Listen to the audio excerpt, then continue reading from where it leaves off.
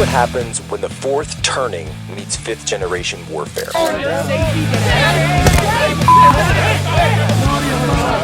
A commentator, international social media sensation, and former Navy intelligence veteran. This is Human Events with your host, Jack Posobiec.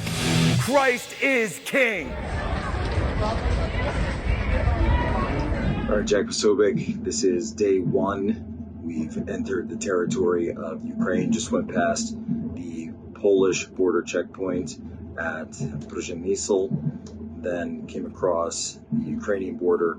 So here we are. We're on the night train to Kiev.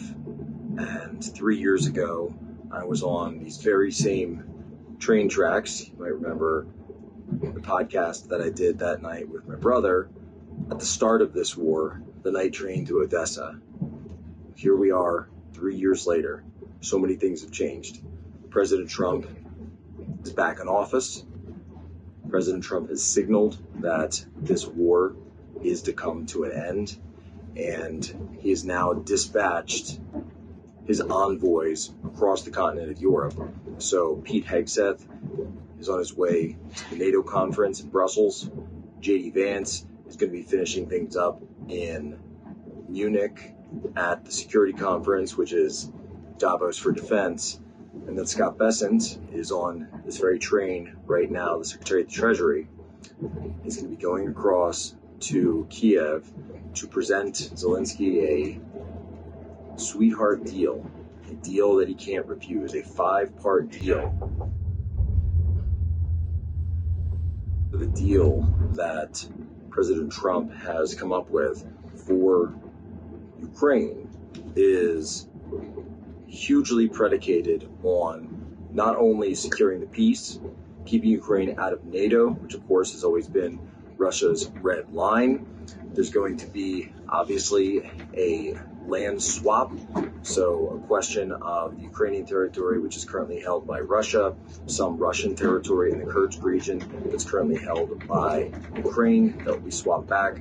But then, of course, generally diplomatic recognition and full international recognition for the Russian annexed territories. Now, of course, the final border lines for that remain to be seen. We're also likely going to see a sort of Syrianization of the conflict, whereby they're calling for a demilitarized zone to be adjacent to in the border region of the Donbass, and bringing in troops who aren't necessarily U.S. troops, but NATO, British, other European, and even non-European troops like the Indians, for example, bring them here, potentially even the Chinese. We will see.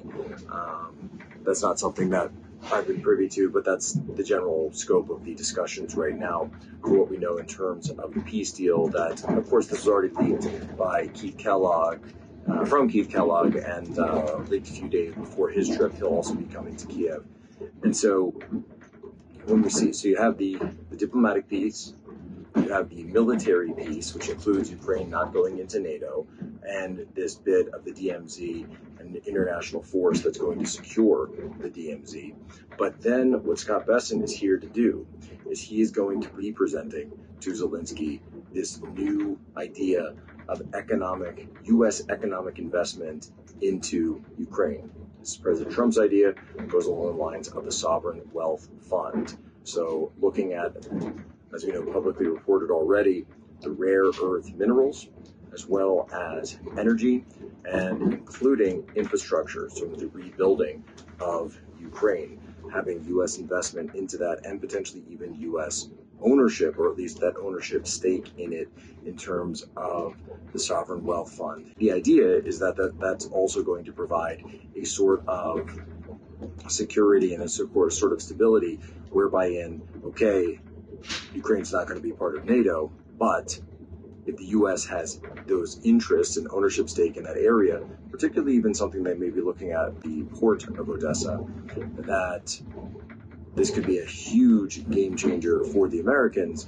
So there would be an economic interest, vital economic interest, as well as potentially a reason for both Ukraine, the United States, and Russia to think twice about another military conflict in the area. Again, all of this is subject to negotiation, but this is the current deal that President Trump is going to be offering through Secretary Scott Bessent to Zelensky. In fact, a piece of that I had the opportunity to ask about was regarding U.S. LNG and U.S. refining capacity. So one piece of the equation is, as we know, Ukraine certainly has their nuclear facilities, the nuclear power plants, but will Ukraine be able to produce its own energy through the refining process? And obviously that's something where U.S. firms could want to be looking into. Again, as we say on the show all the time, cherchez le pétrole, look for the energy, because what does this come down to? It all comes down to energy. That's where 100% of this comes in.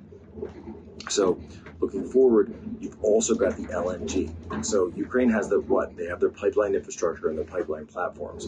But of course, that's always been used for Russian oil to be able to pass through Ukraine into Europe. And I would certainly not be surprised if that were part of something that Russia wants to turn back on. We already know one big key to the puzzle as we're recording this is that Russia has already been given the green light by Denmark to start patching up pieces of the Nord Stream 2 pipeline that connected Russia and Germany. So if Nord Stream 2 comes back on, that's potential billions and billions revenue flowing through there every single day for the Russian Federation. Now, when the U.S. comes back in from the deal side, President Trump, as we know, has been looking to lower the price of oil, not just for Americans, but also as a foreign policy instrument that can be used in these negotiations. He's pointed out again and again that the only reason that Russia was able to fund this war was because of the high oil prices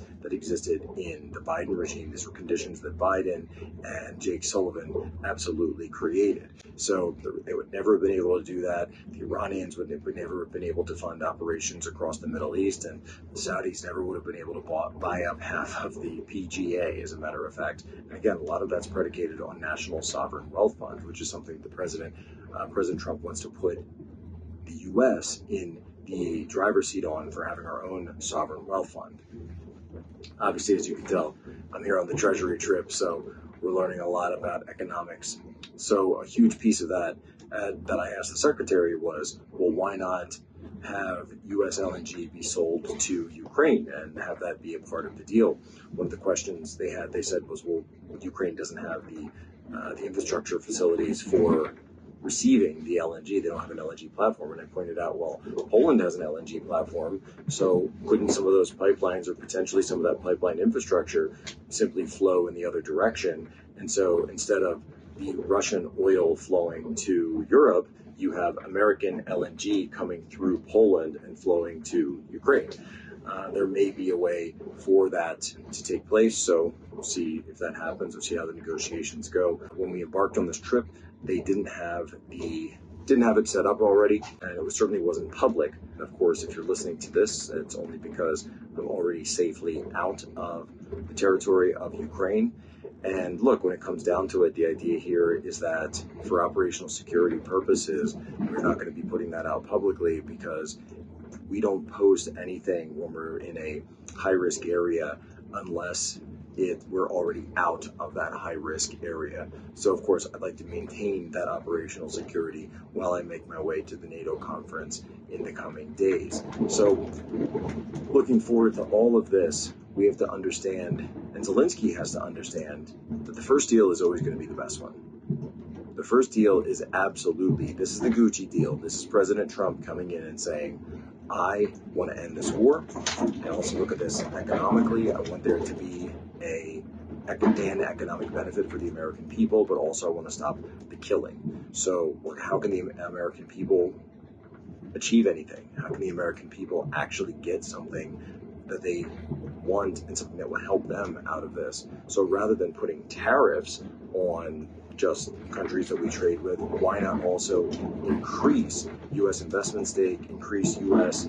direct investment through the Sovereign Wealth Fund, whereby rather than having to increase taxes or increase spending and then decrease taxes and have spending stay the same, what if your assets actually went up, and so your spending could be decreased as well as decreasing taxes?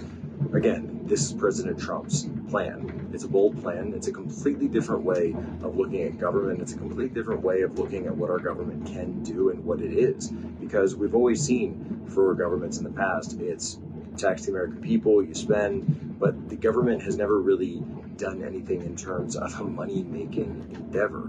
President Trump, of course, what does he look at the government as? He looks at it as a business. He looks at himself as the CEO of that business. So we are here currently on the front lines of the business of peace.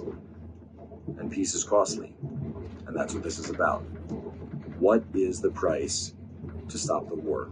What is the price to stop the killing? And by the way, and I said this to the secretary as well, the Russians are going to have a say as well. Because if the Russians don't like the deal, they're going to veto it. If the Russians don't like the deal, they still have their military. Yes, the oil prices have been going down, and that will have an effect on Russia's economy. That will certainly have an effect on their ability to make war. But make no mistake, when the Russians view NATO as an existential threat, and they view this area as historically part of Russia. Go back to Tucker Carlson's interview with Vladimir Putin, and when Lavrov talked about it as well. They view this as an existential threat to their security. So, if that is truly the case, will the deal stand? Will the deal be enough to placate that desire? Will be enough to placate the situation? Will the peace hold? You can win the war, but you have to also win the peace. See what happens.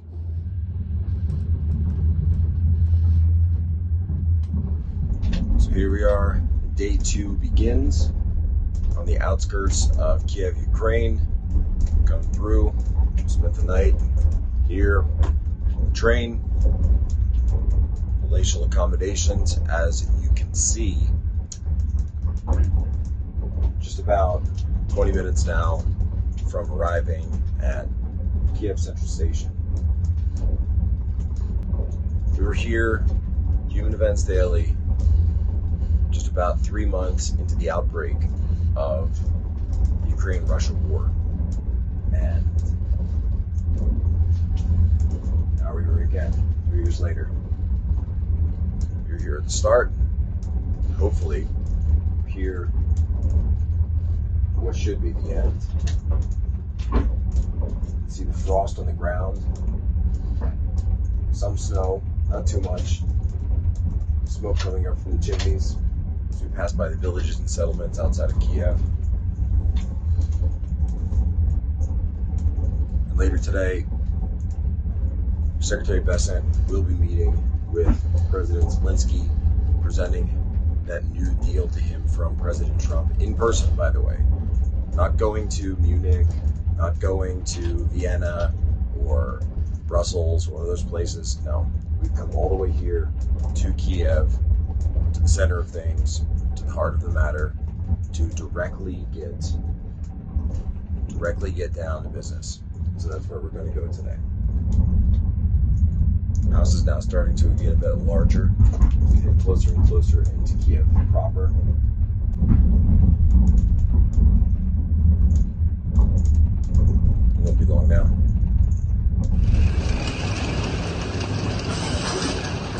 We're here in Kiev, loaded up, on our way to go see President Zelensky, as well as a number of other government officials here in the city. Here in Kiev, just had Secretary Bessent meet with the Prime Minister of Ukraine, discussed the economic deal that he's looking to put forward for Ukraine and the United States.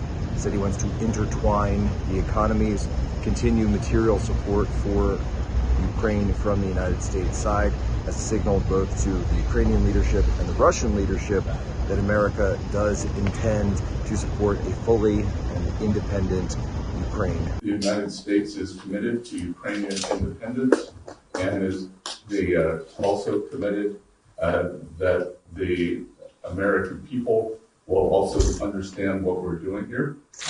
The President Trump has a plan to end this war, and we would like an economic cooperation agreement. And in exchange for this agreement, the U.S. will continue to provide material support for the Ukraine, for the people, and we believe that this agreement will be a strong signal to Russian leadership of the U.S. commitments that we have here, and we think it will be a strong signal to the American people that the money that is coming to Ukraine, we have shared values, we have shared security, and we look to increase our shared economic commitment.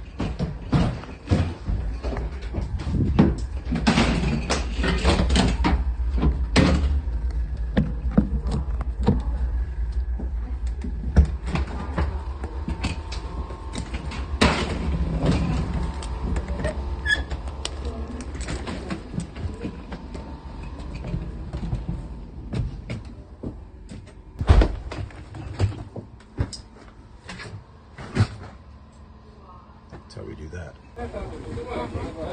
Sorry. It's okay.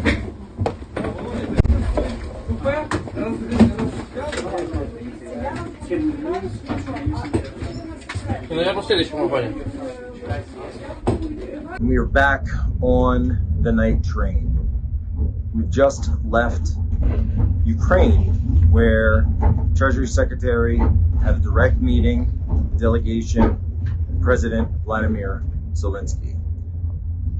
During the time, Secretary Bessent proposed and gave his proposal for an economic alliance between the U.S. and Ukraine to President Zelensky. We have some first remarks? Yes. Okay, thank you very much, Secretary. You're very welcome. First of all, best regards to the President Trump. From me, from our people, we are very thankful to you, your country, and your people, bipartisan support. We are very thankful for the support of Ukraine from the very beginning. Of course, I'm thankful to the President, to his message that he will support Ukraine and he really wants to stop this war. And I know that he's a strong man, and I'm sure that he will push Putin. And of course, I want to discuss with you some financial sanctions, which are very important to put on Russians. Some additional sanctions, some very strong steps, what will really play a very important role. And that will be the second point. We are thankful for the decision of G7 about 50 billion. But it's not enough, so we are trying to do everything. At the time, Zelensky was not prepared to sign this deal. Came back and said that they would overlook it, that he would look at it with his team, and they're potentially looking at now signing it by Friday, the date of the Munich Security Conference, and his one-on-one meeting with J.D. Vance. We're, of course, happy to welcome the Ukrainian delegation led by President Zelensky. We had a number of fruitful conversations, a number of things for us to follow up and work on. And fundamentally, the goal is, as President Trump outlined it, we want the war to come to a close. We want the killing to stop, but we want to achieve a durable, lasting peace, not the kind of peace that's going to have Eastern Europe in conflict just a couple years down the road. So we had a number of good conversations about how we might accomplish that together. And certainly we'll have many more in the days, weeks, and months to come. However, what Zelensky didn't know was that during that same time frame, President Trump was holding another conversation, a conversation directly with President Vladimir Putin. Trump said in a post that went up almost coordinated to the very minute when we walked out of Zelensky's presidential offices.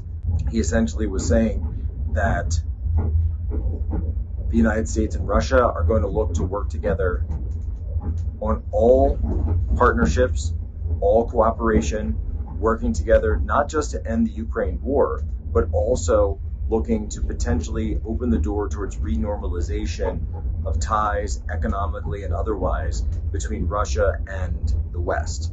So rather than stay on the escalatory spiral of NATO and Russia going back and forth, try to find a way off of that. And President Trump said that he and Putin had a long conversation. Putin emphasized the need for common sense, a refrain of President Trump's from during the campaign. And also, very significantly, President Trump said that he agreed to host Putin in the United States, as well as he himself, President Trump, travel to Russia. This is something that a few years ago would have been unthinkable. This is something going back to 2016 would have been seen as unthinkable. 2017, and then 2018, I was at the one Putin-Trump summit, which took place in Helsinki, Finland. And even then, all those years ago, I remember Jim Acosta, CNN, and the entire media losing their absolute minds over the conversation that Trump and Putin had, which honestly at the time was pretty bland. Now, what's going on now is something far bigger. And I think Zelensky is starting to realize that perhaps he didn't quite have all the leverage that he thought he did. And he overplayed his hand, certainly with President Trump, because the idea is this: the American people don't want any more war. The American people don't want to see other countries put ahead of them. The American people don't want to see these massive outflows of money from the United States to these endless wars.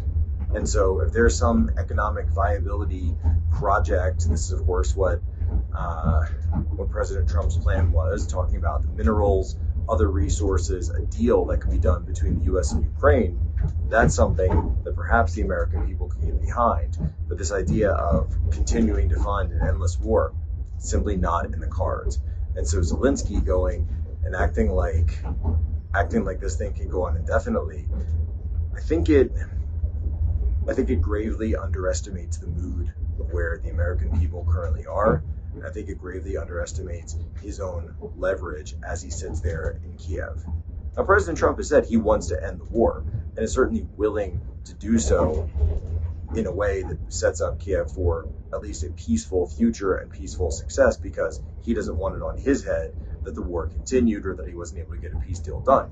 He's, of course, made this peace deal, and specifically the Ukraine peace deal, one of the top priorities of his foreign policy. That's why he's pushing so hard for this at the same time as the Israel-Gaza peace deal, but also with this understanding, this is something that President Trump has always said, that the Russian state isn't some Middle Eastern country. This isn't Iraq, this isn't Afghanistan, this isn't Libya, this isn't North Korea, this isn't some country that can just be pushed around because they're so small. They are, in fact, a leading nuclear power and the leading nuclear power in the world, a country where it makes sense, and President Trump has said this again and again, it makes sense for the United States and Russia to get along. Doesn't mean you have to like each other, doesn't mean you have to agree with each other, but get along, because that is in the greatest interest. The greatest interest of all is world peace. I've got 2 little boys. I don't want to see those boys grow up and having to have the sword of Damocles hanging over them of a third world war, of a war where they're sent to fight the Russian Tsar on the marshes and the frozen steppe of the Ukrainian hinterland. It's just not something that's in the cards for me. I want my kids to grow up strong. I want them to grow up bold, but I don't want their lives to be wasted in excess of another war of the global elites. No. There's a way where everyone can come out of this win-win. And that's what President Trump had that conversation with Putin about.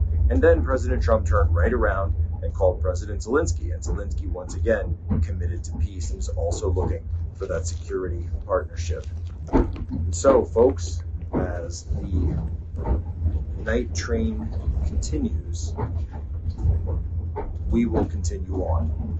That's the reason we made this trip. That's the reason we went all the way into the heart of Kiev here 3 years after the war began. We were here when it started. Hopefully, we can be here for the beginning of the end. I'm your correspondent, Ukraine, Jack Posobiec, Human Events Daily.